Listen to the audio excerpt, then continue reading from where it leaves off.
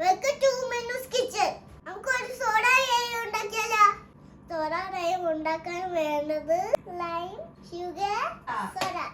നമുക്ക് സ്റ്റാർട്ട് ചെയ്യാം.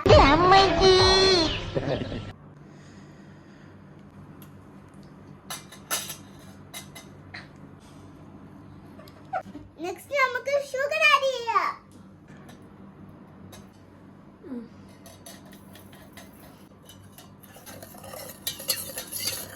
Sugar mix ആക്കി കഴിഞ്ഞു. ഇനി നമുക്ക് സോഡ ആഡ് ചെയ്യാം.